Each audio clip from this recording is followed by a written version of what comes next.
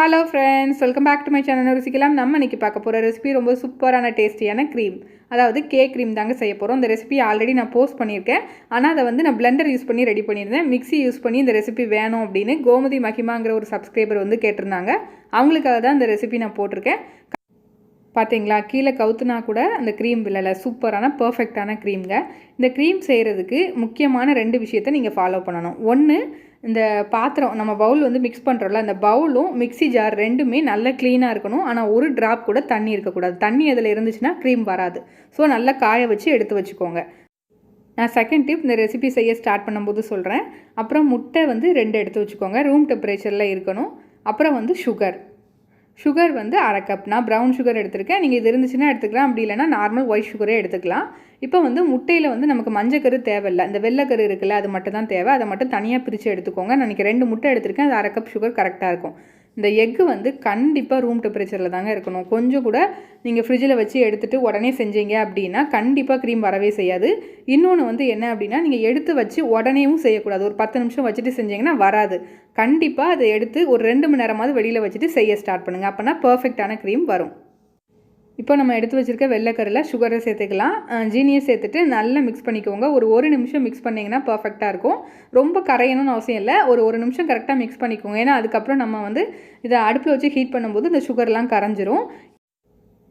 இப்போ நல்லா மிக்ஸ் பண்ணி எடுத்தாச்சு. இப்போ என்ன பண்ணுங்கள், அடுப்பில் இதை செய்ய ஸ்டார்ட் பண்ணும்போதே, மிக்ஸ் பண்ண ஸ்டார்ட் பண்ணும்போதே அடுப்பில் கொஞ்சம் தண்ணி வச்சு நல்லா கொதிக்க விட்டுருங்க. அந்த தண்ணி நல்லா கொதிச்சு வந்ததும் அது உள்ளே இப்போ நம்ம மிக்ஸ் பண்ணி வச்சுருக்க பவுலை உள்ளே வச்சுக்கோங்க. பிளாஸ்டிக் பவுல் எதுவும் வச்சிடாதீங்க. செராமிக்கில் நல்ல செராமிக் உள்ள இதாக இருந்துச்சுன்னா பர்ஃபெக்டானதாக வச்சுக்கோங்க. அப்படி இல்லைனா சில்வர் பாத்திரம் இந்த மாதிரி எதுலனாலும் வச்சுக்கலாம். வச்சுட்டு இந்த மாதிரி நல்லா மிக்ஸ் பண்ணி விட்டுட்டே இருந்தீங்கன்னா கொஞ்சம் நேரத்தில் பார்த்திங்கன்னா உங்களுக்கு இந்த மாதிரி நல்ல பிசுன்னு இந்த மாதிரி ஒரு லேயர் மாதிரி வர ஆரம்பிக்கும். வந்துருச்சுன்னா இதாங்க கன்சிஸ்டன்சி. உடனே அடுப்பை ஆஃப் பண்ணிவிட்டு இதை தனியாக எடுத்து வச்சு நல்ல ஒரு 10 நிமிஷம் ஆற வச்சு எடுத்து வச்சுக்கோங்க. இப்போ ஒரு 10 நிமிஷம் இது ஆறட்டும்.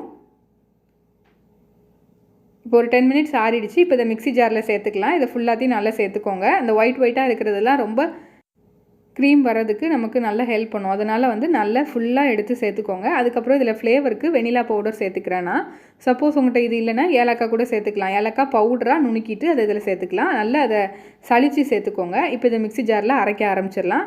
இந்த மாதிரி மேலே ஓப்பன் உள்ள மூடியாக இருந்தால் ரொம்ப பர்ஃபெக்ட்டு.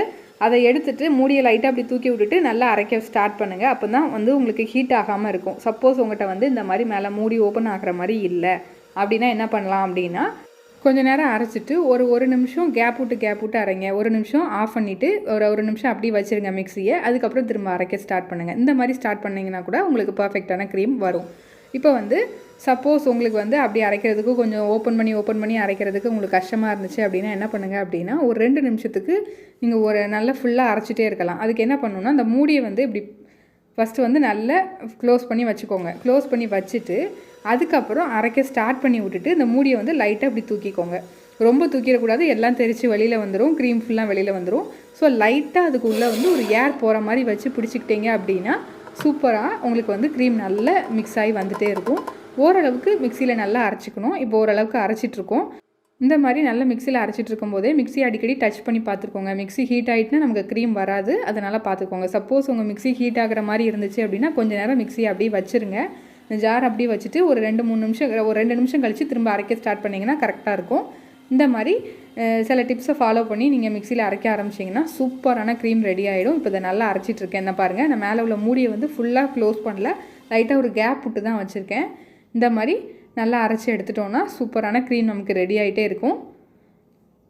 பாருங்கள், இப்போ நமக்கு ஓரளவுக்கு அரைச்சி வந்துருச்சு. இந்த அளவுக்கு வந்ததுக்கப்புறம் நம்ம இதை ஒரு பவுலுக்கு மாற்றிக்கலாம். அந்த மாதிரி நல்ல முறையாக வந்திருக்கும். இந்த அளவுக்கு வந்ததுக்கப்புறம் பவுலுக்கு மாற்றிட்டு ஒரு விஸ்கோ அப்படி இல்லைனா ஒரு ஸ்பூன் வச்சோ நல்லா கொஞ்சம் பெரிய கரண்டியாக வச்சு நல்லா மிக்ஸ் பண்ணிங்கன்னா உங்களுக்கு ஈஸியாக சீக்கிரமாக ரெடி ஆகிடும். அதே மாதிரி மிக்ஸ் பண்ணக்கூடிய பாத்திரத்தை கொஞ்சம் பெரிய பாத்திரமாக எடுத்துக்கோங்க. அப்படின்னா உங்களுக்கு மிக்ஸ் பண்ணுறதுக்கும் ஈஸி, வெளியிலவும் படாமல் இருக்கும். வெளியில் விழாமல் இருக்கும். இந்த மாதிரி நல்லா பீட் பண்ணுங்கள் கையை வச்சு. இப்போ பர்ஃபெக்டான க்ரீம் நீங்கள் மிக்சியிலே செய்யணும்னு நினச்சிங்கன்னா அப்படி வரவே வராது. சப்போஸ் நீங்கள் மிக்சியில் ரொம்ப நேரம் அரைச்சிட்டே இருந்தீங்கன்னா ஹீட் ஆகி க்ரீம் வராமல் போயிடும். அப்படி இல்லைனா ரொம்ப தண்ணியாகிடும், ஒரு ஸ்டேஜ் மாறி போயிடும். அதனால் இந்த மாதிரி கொஞ்சம் லைட்டாக நல்லா முறையாக வந்ததுக்கப்புறம் மிக்சியில் எடுத்துகிட்டு நல்லா இந்த மாதிரி ஒரு பவுலில் சேர்த்து நல்லா மிக்ஸ் பண்ணிகிட்டே இருந்தீங்கன்னா ஓரளவுக்கு க்ரீம் வரும். இன்னொரு ஆப்ஷன் என்ன அப்படின்னா, உங்களுக்கு இந்த மாதிரி ஸ்பூனை வச்சோ விஸ்கை வச்சோ செய்கிறதுக்கு கஷ்டமாக இருக்குது, கை வலிக்குது அப்படின்னா என்ன பண்ணலாம் அப்படின்னா, இந்த மாதிரி ஒரு பாட்டிலில் நீங்கள் ஊற்றிக்கோங்க. ஊற்றிட்டு அது உள்ள ஒரு மூடி போட்டு இந்த மாதிரி நல்லா நீங்கள் குலுக்கிட்டே இருக்கலாம். நீங்கள் நார்மலாக யாருனாலும் இந்த மாதிரினா குலுக்கிக்கிட்டே இருக்கலாம். நீங்கள் உங்கள் கிட்ஸ்கிட்ட கூட கொடுத்து குலுக்குனீங்கன்னா அவங்க வந்து கொஞ்சம் நல்லா இதை ஜாலியாக எடுத்துகிட்டு மிக்ஸ் பண்ணுவாங்க. உங்களுக்கு ஈஸியாக க்ரீமும் ரெடி ஆகிடும். அவங்களும் ஜாலியாக விளையாண்ட மாதிரியும் ஆச்சு. இந்த மாதிரி நல்லா ஏர் டைட்டாக பார்த்துக்கோங்க. ஏர் டைட்டாக இருக்கிற மாதிரி வச்சுட்டு நல்லா மிக்ஸ் பண்ணிகிட்டே இருந்தீங்கன்னா உங்களுக்கு க்ரீம் நல்லா வந்துகிட்டே இருக்கும். பாருங்கள், இந்த ஆப்ஷனையும் நீங்கள் சூஸ் பண்ணலாம். இது வந்து பர்ஃபெக்டான ஒரு ஆப்ஷன். 2 மெத்தடில் எந்த மெத்தட்னாலும் நீங்கள் சூஸ் பண்ணிக்கோங்க. பாருங்கள், இப்போ நமக்கு ஓரளவுக்கு க்ரீம் வந்து நல்லா வந்துருச்சு. இன்னும் கொஞ்சம் தான் வர வேண்டியது இருக்குது. நல்ல இந்த பாட்டில் உள்ளதை எல்லாத்தையும் நல்லா எடுத்து போட்டுக்கலாம் நம்ம. நீங்கள் பாட்டிலே செய்கிறதா இருந்தால் கூட ஃபுல் அண்ட் ஃபுல் நல்ல திக் க்ரீம் வர வரைக்கும் குலுக்கிட்டே இருக்கலாம். உங்களுக்கு ஈஸியாகவும் ரெடி ஆகிடும். நான் இப்போ வந்து 2 மெத்தட்லையும் செஞ்சு காமிக்கணுங்கிறதுக்காக மாற்றி பண்ணுறேன். இப்போ நான் விஸ்கை வச்சு நல்லா பீட் பண்ணிக்க போகிறேன். உங்களுக்கு எந்த மெத்தட் ஈஸியோ அந்த மெத்தடை நீங்கள் ஃபஸ்ட்லேருந்தே கூட ஃபாலோ பண்ணிக்கலாம். அதாவது மிக்சியில் கொஞ்சம் நேரம் அரைச்சி எடுத்ததுக்கப்புறம் அந்த முறையாக வந்ததுக்கப்புறம் இந்த மாதிரி மிக்ஸ் பண்ணுறோம்ல, ஸோ இந்த மெத்தடா அப்படி இல்லைனா பாட்டிலில் ஊற்றி நல்லா குலுக்கிற மெத்தடாங்கிறத நீங்கள் சூஸ் பண்ணிக்கோங்க. 2லேயுமே பர்ஃபெக்டான க்ரீம் வருங்க. இப்போ இதை நல்லா நான் பீட் பண்ணி காமிக்கிறேன். இந்த பாத்திரமும் மிக்ஸி ஜாரும் சுத்தமாக தண்ணி இல்லாமல் க்ளீனாக இருக்கணும். நல்லா காய வச்சு நல்லா பாத்திரத்தை எடுத்துக்கோங்க. அதே மாதிரி முட்டை வந்து கண்டிப்பாக ரூம் டெம்பரேச்சரில் இருக்கணும். இந்த 2 டிப்ஸை நீங்கள் ஃபாலோ பண்ணால் போதும். சூப்பரான பர்ஃபெக்டான க்ரீம் வந்து நீங்கள் ரெடி பண்ணிடலாம். நீங்கள் டேரெக்டாக மிக்சியில் மட்டுமே வரணும்னு நினச்சிங்கன்னா வரவே வராது. அந்த மாதிரி நீங்கள் ட்ரை பண்ணாதீங்க. இந்த மாதிரி ட்ரை பண்ணுங்கள். கண்டிப்பாக க்ரீம் உங்களுக்கு பர்ஃபெக்டான க்ரீம் வரும். நான் மிக்ஸ் பண்ணுறதுக்கு டைம் எனக்கு எவ்வளோ ஆச்சு அப்படின்னா ஒரு 10 மினிட்ஸ் ஆச்சு. 10 நிமிஷத்தில் நல்ல பர்ஃபெக்டான க்ரீம் வந்து எனக்கு வந்துருச்சு. பாருங்கள் எவ்வளோ சூப்பராக க்ரீம் வந்திருக்கு அப்படின்னு. நல்லா திக்காக வர ஆரம்பிச்சிருச்சு பாருங்கள். ஒரு ஸ்டேஜ் நல்லா திக்காக வர ஆரம்பிச்சிட்டு அப்படின்னா அதுக்கப்புறம் நீங்கள் லைட்டாக மிக்ஸ் பண்ணவே உங்களுக்கு நல்ல திக்காகும் க்ரீமு. பாருங்கள் எவ்வளோ சூப்பரான பர்ஃபெக்டான க்ரீம் வந்துருச்சு அப்படின்னு. 2 முட்டையும் கொஞ்சம் சுகரும் இருந்தால் போதும். சூப்பரான க்ரீம் வீட்டிலே ரெடி பண்ணிட்டோம். நீங்கள் இனிமேல் விப்பிங் க்ரீமோ விப்பிங் பவுடரோ அப்படி இல்லைனா ஏதாவது கார்ன்ஃப்ளவர் மாவு இந்த மாதிரி எதுவுமே பால் இந்த மாதிரி எதுவுமே தேவையில்ல. சூப்பராக இந்த மாதிரி வீட்டில் உள்ள 2 பொருளை வச்சு ஈஸியாக மிக்ஸி ஜார்லேயே நம்ம சூப்பராக செஞ்சிட்டோம். மொத்தத்தில் செஞ்சு முடிக்கிறதுக்கு ஒரு 20லேருந்து 30 நிமிஷம் ஆகும். அவ்வளோதான். நீங்கள் ஈஸியாக செஞ்சு முடிச்சிடலாம்.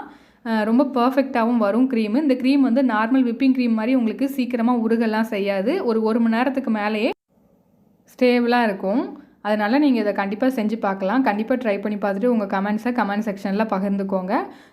இந்த சப்ஸ்கிரைபர் கேட்ட ரெசிபியை நான் போட்டிருக்கேன். இந்த கோமதி நீங்கள் பார்த்தீங்க அப்படின்னா கமெண்ட் செக்ஷனில் கமெண்ட் பண்ணுங்கள். இந்த ரெசிபி கண்டிப்பாக உங்களுக்கு ஹெல்ப்ஃபுல்லாக இருக்கும்னு நினைக்கிறேன்.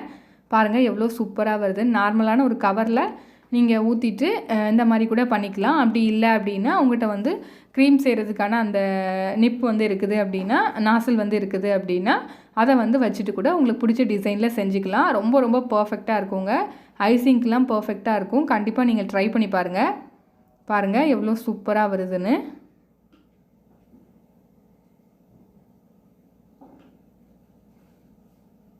இந்த சூப்பரான க்ரீம் ரெசிபி உங்களுக்கு பிடிச்சிருந்துச்சுன்னா லைக் பண்ணுங்கள், ஷேர் பண்ணுங்கள். நம்ம சேனலில் இது வரைக்கும் நீங்கள் சப்ஸ்கிரைப் பண்ணலையா? அப்போ சப்ஸ்கிரைப் பண்ணி பக்கத்தில் உள்ள பெல் ஐக்கானை கிளிக் பண்ணி அதில் ஆல்ங்கிற பட்டனையும் கிளிக் பண்ணிக்கோங்க. அப்போ தான் நம்ம ஃபியூச்சர் ரெசிபீஸ்லாம் அவங்க நோட்டிஃபிகேஷன் லிங்க்கில் வரும். Thank you friends.